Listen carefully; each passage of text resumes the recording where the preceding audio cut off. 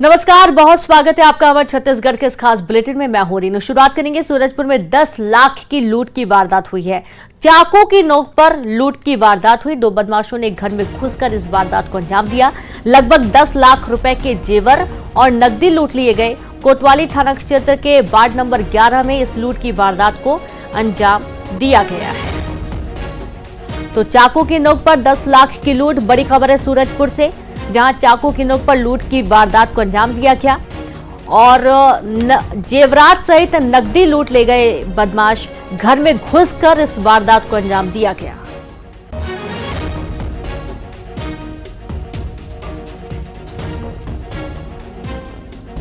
तो पूरा मामला सूरजपुर का है और आप ये देखिए कि बदमाश कितने बेखौफ है, जो घर में घुसकर चाकू के नोक पर रखकर सीधे तौर पर नकदी और जेवर लूट के फरार हो गए। तकरीबन 10 लाख की लूट की वारदात को अंजाम दिया गया।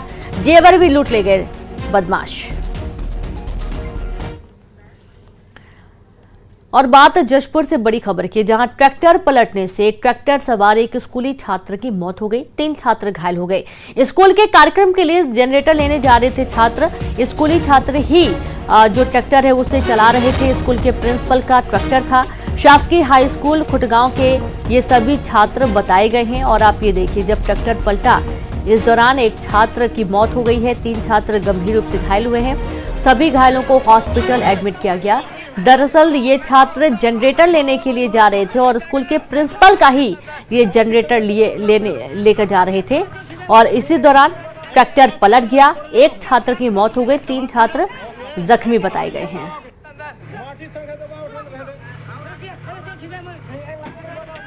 तो अफरा तफरी का माहौल और बेसुध छात्र को उठाने की कोशिश उसके दोस्त करते नजर आए। ट्रैक्टर के नीचे एक छात्र दब गया था, उसको निकालने की कोशिश की गई और संवाददाता दीपक जुड़ गए हैं।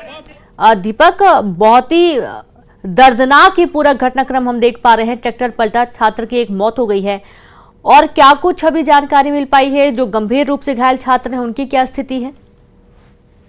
जी, मैं आपको बताऊं कि ये पूरा मामला जो है फरसाबहार थाने के हेड कीचक गांव का है और ये हाई स्कूल खुटगांव उनका मामला है। और हाई स्कूल खुटगांव के छात्र जो है वो स्कूल के प्रिंसिपल के वाहन में स्कूल के वार्षिकोत्सव के लिए जनरेटर लेने जा रहे थे और इसी दौरान उनमें से कुछ छात्रों ने रील बनाना शुरू किया ट्रैक्टर पर ही। और जो एक छात्र है वो स्कूल का, वो खुद ही ट्रैक्टर चला रहा था और रील बनाने के दौरान जो है ट्रैक्टर अनियंत्रित हुई और पलट गई। और इस घटना में जो है एक छात्र की घटनास्थल पर ही मौत हो गई है। वहीं 3 छात्र जो है वो गंभीर रूप से घायल हैं, जिनको इलाज के लिए कुनकुरी अस्पताल ले जाया गया है, जिसमें से एक छात्र जो है उसकी हालत गंभीर बताई जा रही है। और इस घटना के बाद जो जिला शिक्षा अधिकारी हैं उन्होंने जांच के आदेश दिए हैं और इस मामले में जो कल प्रिंसिपल हैं, प्रथम दृष्टया उन्हें दोषी माना गया है और जो वरिष्ठ अधिकारी हैं उनका कहना है कि प्रिंसिपल के खिलाफ कड़ी से कड़ी कार्रवाई की जाएगी, क्योंकि जिस तरीके से ये घटना हुई है और इस घटना में जो ट्रैक्टर है वो प्रिंसिपल का ही है और जो छात्रों के मुताबिक प्रिंसिपल के द्वारा ही उन बच्चों को जनरेटर लाने के लिए भेजा गया था। तो यहाँ पे एक बड़ी लापरवाही सामने आई है। पहले देखना होगा कि इस मामले में आगे क्या कार्रवाई होती है। जी बिल्कुल, बहुत शुक्रिया आपका दीपक तमाम जानकारी के लिए। तो आगे क्या कुछ एक्शन इस पर लिया जाता है ये भी देखना है।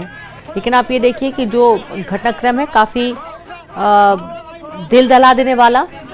2 छात्र गंभीर रूप से घायल और एक छात्र की मौत भी हो गई है। कोरबा खदान हादसे में कुल 3 ग्रामीणों की मौत का मामला। SCCL के दीपका बंद कोयला खदान में हादसा हुआ और ये कोई पहली दफा नहीं, पहले भी इस तरीके के हादसे हो चुके हैं। कोयला चोरी करने के दौरान कोयले के ढेर में 3 ग्रामीण दब गए। 2 ग्रामीणों के शव कोयले के ढेर से मिले हैं। तीसरा ग्रामीण खदान में नीचे मिला है। रेस्क्यू करने के बाद उपचार के लिए अस्पताल भर्ती किया गया। रेस्क्यू के दौरान पुलिस जवानों से ग्रामीणों की हाथापाई भी हुई है। गुस्साए लोगों ने हरदी बाजार थाने का घेराव किया। और संवाददाता अब्दुल असलम जुड़ गया। अब्दुल, अब खदान हादसे में कुल 3 ग्रामीणों की मौत हो गई है और ये भी देखा जा रहा है कि इस दौरान जब पुलिस मौके पर पहुंची, रेस्क्यू टीम मौके पर पहुंची, तो कुछ विवाद की स्थिति भी बनती हुई नजर आई है। पूरा मामला बताएं। आपको बता दूं कि एसईसीएल की दीपका खदान जो बंद जो फेस है वहां पर ये घटना हुई थी, जिसमें 5 ग्रामीण जो है वो कोयला चोरी करने की नियत से गए थे और जो मिट्टी धसकने से जहां 3 लोग उसमें दबे और दो ग्रामीणों के जो शव है वो बरामद किए गए हैं रेस्क्यू टीम द्वारा। वहीं एक ग्रामीण का जो वो खदान के नीचे वो गिरा पड़ा हुआ था, जिसे सुबह रेस्क्यू टीम की नजर पड़ी और उसे गंभीर हालत में अस्पताल में भर्ती कराया गया। वहीं एक ग्रामीण जो कल जिसे चोट लगी हुई थी, जिसे अस्पताल में भर्ती कराया गया था, उसकी मौत उपचार के दौरान हुई। और आज जब रेस्क्यू के दौरान जब पब्लिक वहां की हार्दी बाजार क्षेत्र के लोग जो है परिजन जो वहां मौके पर पहुंचे हुए थे, तो उस दौरान पुलिस और सीएसएफ के जो जवानों के साथ झूमा झटकी भी हुई है और उसके बाद जो आक्रोशित लोग हैं वो हरदी बाजार थाने का घेराव कर दिए हैं। जी बिल्कुल, बहुत शुक्रिया आपका जानकारी के लिए अब्दुल। तो आप देखिए कि अब थाने का घेराव भी किया गया है। काफी बड़ा ये हादसा है और एक बहुत बड़ी लापरवाही भी इसे कहेंगे, क्योंकि चोरी करने ग्रामीण पहुंचे हुए थे और इस पर कोई रोक लगाने के लिए मौके पर मौजूद नहीं था। सुकमा से बड़ी खबर है, जहां नक्सलियों ने 2 ग्रामीणों की हत्या की। मुखबिर पुलिस मुखबिरी के शक में आरोप में हत्या की गई है। नक्सलियों की पामेड़ एरिया कमेटी ने ली जान। हत्या की जिम्मेदारी नक्सलियों ने प्रशासन को बताया। मौत का जिम्मेदार कोई पहली दफा नहीं है जब मुखबिरी के शक में किसी ग्रामीण की हत्या की गई हो। पहले भी इस तरीके की वारदातें हो चुकी हैं। संवाददाता सतीश चांडक जुड़ गए। सतीश, एक बार फिर से पुलिस मुखबिरी के शक में 2 ग्रामीणों की हत्या कर दी नक्सलियों ने। जो है अंदरूनी इलाकों में मजबूत होते जा रही है। ठीक वैसे वैसे जो है नक्सली भी इस तरह की घटना को अंजाम दे रहे हो। ये घटना सुकमा जिले के तिंतागुप्पा थाना क्षेत्र के कहेर दुलेड़ गांव है, जहां पर कल रात को नक्सली आ गए और अचानक वहां पर गांव के जो है सोड़ी हुआ और माड़वी नंदा दोनों को गांव से उठाकर कुछ ही दूरी पर जाकर उनकी जो है धारदार हथियार से हत्या कर दी गई और उन पर जो है आरोप लगाया है वो मुखबिरी का आरोप लगाया है। और नक्सलियों ने जो है इसकी पामेड़ एरिया कमेटी ने इसकी जिम्मेदारी ली है और साथ साथ जो है इसका आरोप लगाया मुखबिरी का। और ऐसे आए दिन जो है नक्सली हत्या कर देते हैं और मुखबिरी का आरोप लगा देते हैं। जी बिल्कुल, बहुत शुक्रिया आपका जानकारी के लिए। तो मुखबिरी का आरोप लगाकर हत्या करना, ये पहले भी जो नक्सली हैं वो कर चुके हैं और एक बार फिर से 2 ग्रामीण मौत के घाट उतार दिए गए पुलिस मुखबिरी के शक में।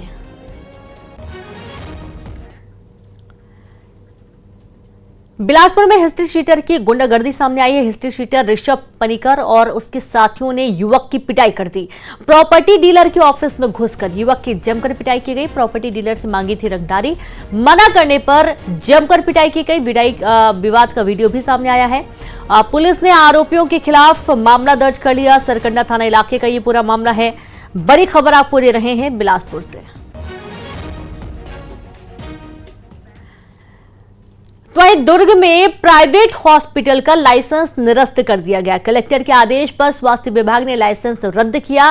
गर्भवती की मौत को छिपाने का ये पूरा मामला है। नए मरीजों की भर्ती पर भी रोक लगाई गई। अस्पताल में भर्ती मरीजों को जिला अस्पताल शिफ्ट करने का आदेश जारी किया गया। और संवाददाता मिथिलेश ठाकुर जुड़ गए। मिथिलेश, प्राइवेट हॉस्पिटल की लाइसेंस निरस्त करने के आदेश कलेक्टर ने जारी किए हैं, क्या है पूरा मामला, विस्तार से बताएं। निश्चित रूप से रिनु एक बड़ा एक्शन लिया गया है। यहाँ पर दुर्ग कलेक्टर ऋषभ प्रकाश चौधरी के निर्देश पर स्वास्थ्य विभाग में ये बड़ी कार्रवाई की गई है। इसके तहत में लाइसेंस निरस्त किया गया है। ये पूरा मामला जो है वर्ष 2023 के जून का है, जब एक गर्भवती महिला वहां पर एडमिट हुई थी। उसकी मौत हो गई थी, लेकिन प्रबंधन ने इसे छुपाए रखा और जब जांच की गई, अक्सर ये देखा गया कि जब गर्भवती कोई भी जिसकी मौत होती है उसके बाद में स्वास्थ्य विभाग जांच करता है। जांच में ये पाया गया है कि उसमें जो कारण बताया गया था वो कारण नहीं था। 2 बार इनको नोटिस दिया गया, लेकिन कोई जवाब नहीं देने पर एक बड़ी कार्रवाई की गई। पूरे मामले पे जांच की जा रही है और अभी वर्तमान में है कि लाइसेंस रद्द कर दिया गया है।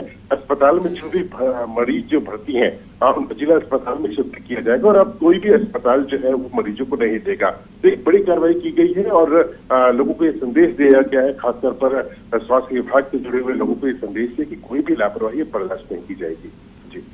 जी बिल्कुल, बहुत शुक्रिया आपका जानकारी के लिए। तो आप देखिए किस तरीके से किसी भी तरीके से कोई भी बड़ी जो लापरवाही होती है उसे बर्दाश्त नहीं किया जाएगा। कलेक्टर के आदेश पर लाइसेंस निरस्त किया गया है प्राइवेट हॉस्पिटल्स के।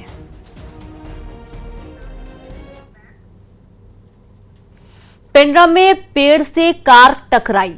अब देखिए कि महेंद्रगढ़ ये कार जा रही थी जो कि पेड़ से टकरा गई। एयरबैग खुलने की वजह से ड्राइवर की जान बच गई। मरवाही के दानी कुंडी के पास ये दुर्घटना हुई है।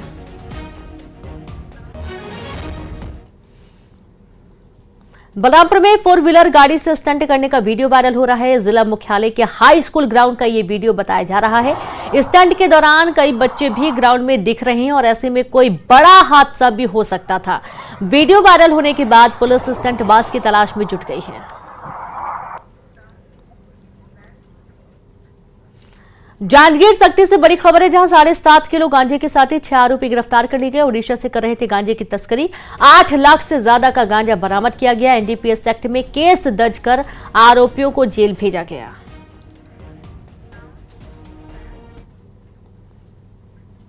तो वहीं महासमुंद में पुलिसकर्मी पर भालू का हमला। मॉर्निंग वॉक पर पुलिसकर्मी निकले हुए थे और बया मार्ग पर लक्ष्मीपुर के पास भालू ने इन पर हमला कर दिया। पुलिसकर्मी ने भागकर अपनी जान बचाई। भालू के हमले में पुलिसकर्मी घायल हो गया। वहीं सूरजपुर में शराबी का ड्रामा देखने को मिला। नेशनल हाईवे 43 पर शराबी का जमकर ड्रामा देखने को मिला। सड़क पर लोहे की रॉड से नारियल फोड़ने की करता रहा कोशिश। आने जाने वाले लोग परेशान होते रहे। ट्रैफिक पुलिस ने शराबी को सड़क से हटाया।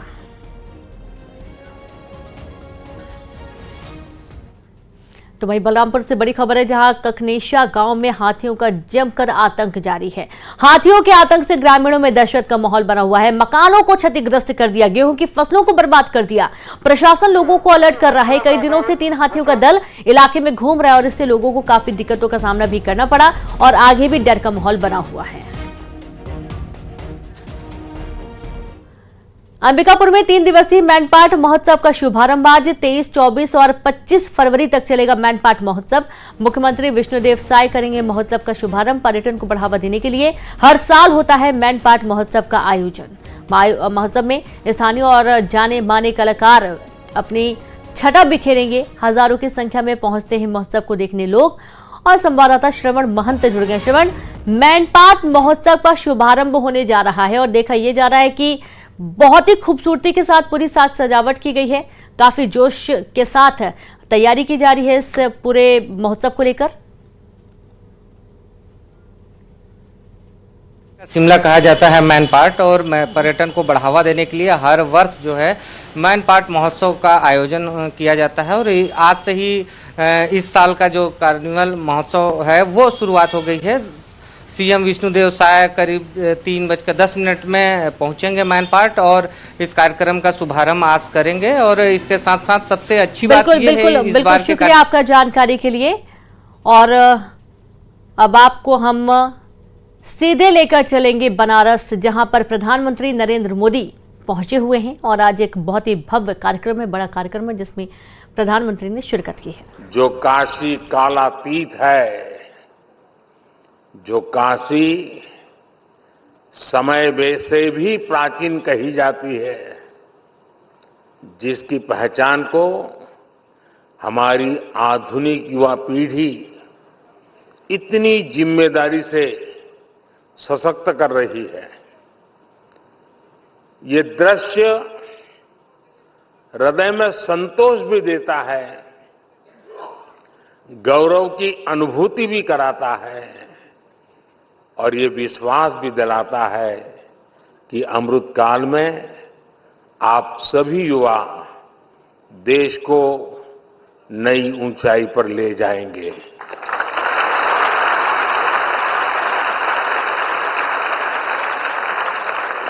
और काशी तो सर्व विद्या की राजधानी है।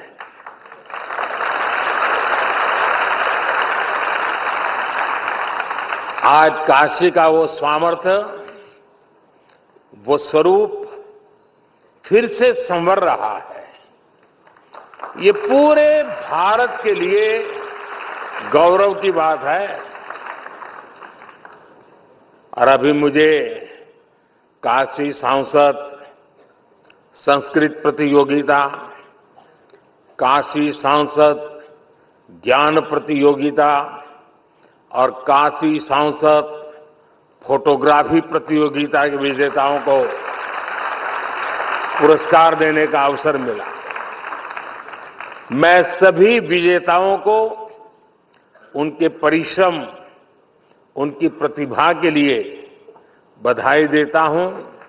उनके परिवारजनों को भी बधाई देता हूं, उनके गुरुजनों की भी बधाई देता हूं। जो युवा सफलता से कुछ कदम दूर रह गए, कुछ तो होंगे जो 4 पे आके अटके हुए होंगे, मैं उनका भी अभिनंदन करता हूं। आप काशी की ज्ञान परंपरा का हिस्सा बने, उसकी प्रतियोगिता में भी शामिल हुए, ये अपने आप में बहुत बड़ा गौरव है। आप में से कोई भी साथी हारा नहीं है, न ही पीछे रहा है।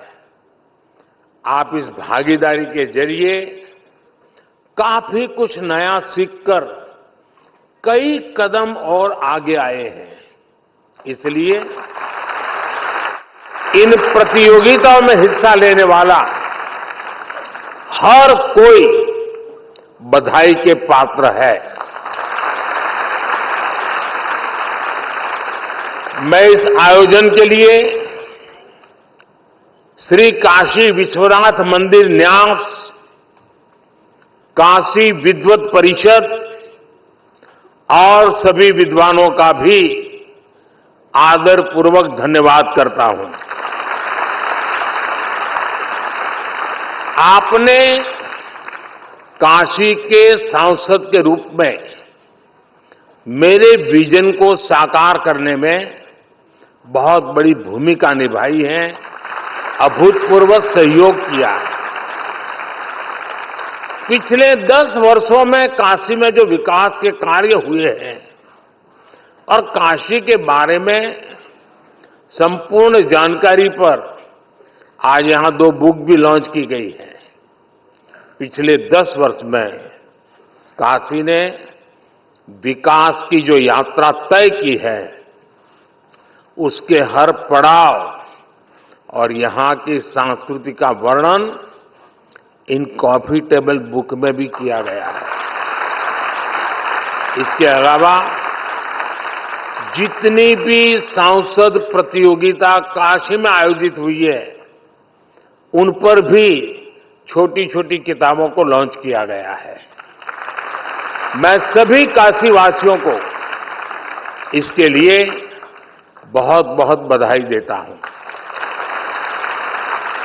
लेकिन साथियों, आप भी तो जानते हैं, हम सब तो निमित्त मात्र है। काशी में करने वाले तो केवल महादेव और उनके गण हैं। जहां महादेव का कृपा हो जाला, ऊ धरती अपने ऐसे ही समृद्ध हो जाले।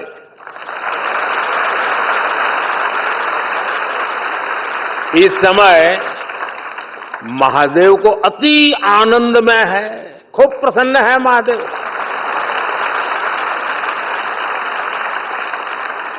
इसलिए महादेव के आशीष के साथ 10 वर्षों में काशी में चारों ओर चहुं ओर विकास का डमरू बजा है।